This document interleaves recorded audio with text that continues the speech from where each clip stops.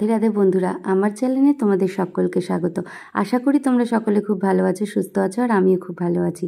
তো আবার চলে এসেছি নতুন একটা ভিডিওর সাথে। তো আমার ভিডিওটি লাস্ট পর্যন্ত দেখতে থাকো। আজকে সকাল সকাল স্নান করে পুজো দিতে চলে এসেছি, আর আজকে সেটাই তোমাদের সাথে শেয়ার করছি। প্রথমেই আমি জগন্নাথ, মা সুভদ্রা আর দাদা বলরামকে আমি পঞ্চামৃত দিয়ে স্নান করিয়ে নিয়েছি। আমি এই মূর্তিগুলো নিয়ে এসেছিলাম পুরী থেকে।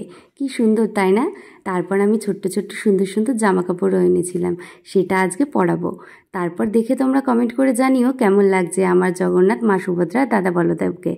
তারপর দেখো, ওই যে সিংহাসনে দেখতে পাচ্ছ আমার গোপাল, এটা আমি আমার বিয়েতে উপহারে পেয়েছিলাম। শুনেছি উপহারে পাওয়া গোপাল নাকি খুব শুভ হয়, আর তাই জন্যই আমাদের বাড়িতে সব কিছু শুভ হচ্ছে। তারপর দেখো, আমি গোপালকে স্নান করিয়ে মুছিয়ে নিয়ে তারপর একটু কোলে করে আদর করছিলাম। কি সুন্দর তাই না বলো? আমার গোপালটা কি মিষ্টি, আমি ওকে খুব ভালোবাসি।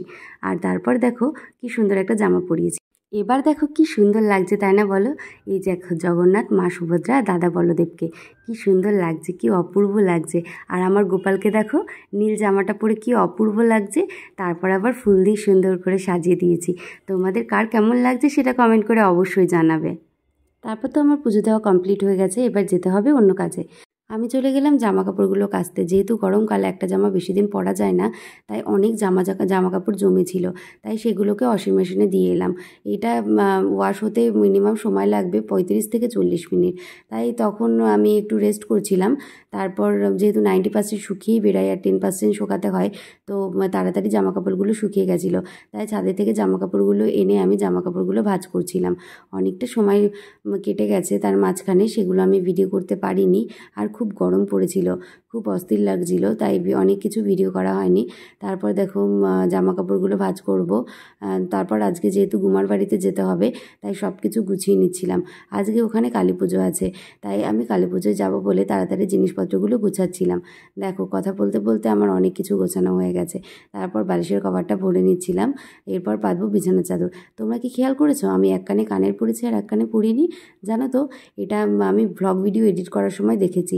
এর আগে তো আমি একটা কানের পরেই আমার গুমার বাড়ি চলে গেছিলাম, কিন্তু কেউ তখন খেয়ালই করেনি। আর আমি পরে ভিডিও এডিট করতে গিয়ে দেখছি যে এখানেও আমার একটা কানেরই পড়া। তো আমার এই কানেরটি হারিয়ে গেছিলো। তো সেই দিন আমি খুব টেনশন করছিলাম যে আমার কানেরটি হারিয়ে গেল। আর খুব মন খারাপও লাগছিল যে যেহেতু একটা সোনার জিনিস হারিয়ে যাওয়া মানে খুব মন খারাপ করা। তো খুব খারাপ লাগছিল যে আমার কানেরটা হারিয়ে গেল। আমি খালি কানেই ছিলাম, কেউ খেয়াল করেনি, আমি নিজেও খেয়াল করিনি। তো যখন আমি দেখেছি তখন থেকে আমার মনটা ভীষণ খারাপ। কিন্তু অবশেষে সেটা পাওয়া গেছে। সেটা আমার শ্বশুরমশাই খুঁজে পেয়েছেন। তো বাড়িতেই পড়েছিল, জামা চেঞ্জ করতে গিয়ে হয়তো পড়ে গেছিলো কোথাও। সেটা ঘর ঝাড় দিয়ে, তো আমাদের যেহেতু ঘরটা ঝাড় দিয়ে একটা জায়গায় রাখা হয়, তো সেই জায়গাটাই আমার শ্বশুরমশাই খুঁজে পেয়েছিল। তাই আজকে ওটা শোনার পরে খুবই ভালো লাগছে যে না, জিনিসটা পাওয়া গেছে। তো একটা জিনিস হারালে খুবই মানে খারাপ লাগে, বিশেষ করে সোনার জিনিস হারালে তো প্রচণ্ড খারাপ লাগে। তো আমারও মনটা খুব খারাপ হয়ে গেছিলো যে একটা কানের হারিয়ে গেছে। তারপর আবার অনেকেই বলছিল যে বিয়ের 1 বছর হতে না হতেই একটা সোনার জিনিস হারিয়ে ফেলেছি, মানে এটা একদমই ভালো কথা না। তো সবাই এগুলো বলছিল বলে আমার মনটা আরও বেশি খারাপ হয়ে যাচ্ছিল। তারপর অবশেষে ওটা পাওয়া গেছে, তাই আমি তো খুব খুশি যে ওটা পাওয়া গেছে। তো ওটা যেহেতু মানে কানেরটা হুকটা একটুখানি মানে ঢিলা ছিল, তো ওই জন্যই পড়ে গেছিলো কোথায় যে আমি নিজেও বুঝতে পারিনি। তো খালি কানেই একদিন ধরে ঘুরছি, আর একদিন পর গিয়ে সবার চোখে পড়েছে যে আমার একটা কানের নেই। তো আমি হাবড়া থেকে গুমা পর্যন্ত চলে এসেছি, তাও আমি খেয়াল করিনি।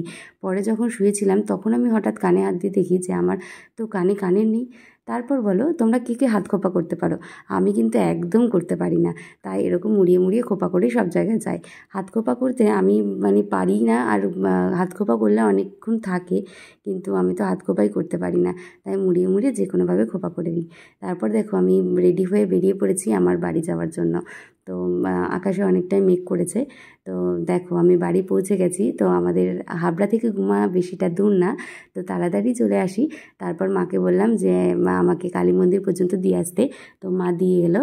তারপর দেখো এখানে পুজো অলরেডি শুরু হয়ে গেছে। তো আমি এখানে আমার পাশের বাড়ির একটা বোনের সাথেই এসেছিলাম। ও কিন্তু খুব কাজ করে, ও এখানে সব পুজোর সরঞ্জাম ওই গোছায়। তারপর আমরা দুজনে মিলে দেখো এখানে প্রসাদ বিতরণ করছি।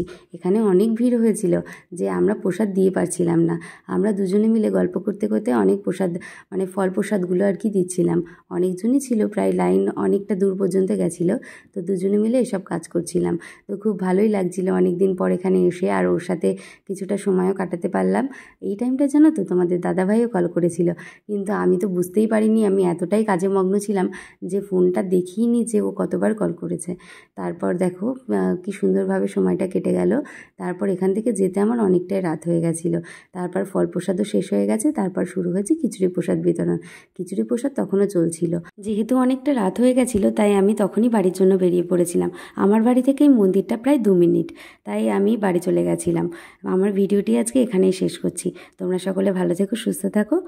আবার দেখা হচ্ছে পরবর্তী একটা নতুন ভিডিওর সাথে। তো এখনও যারা যারা আমার চ্যানেলটি সাবস্ক্রাইব করোনি তারা অবশ্যই আমার চ্যানেলটি সাবস্ক্রাইব করে দিও, আর ভিডিওটি ভালো লাগলে অবশ্যই একটা লাইক করে দিও।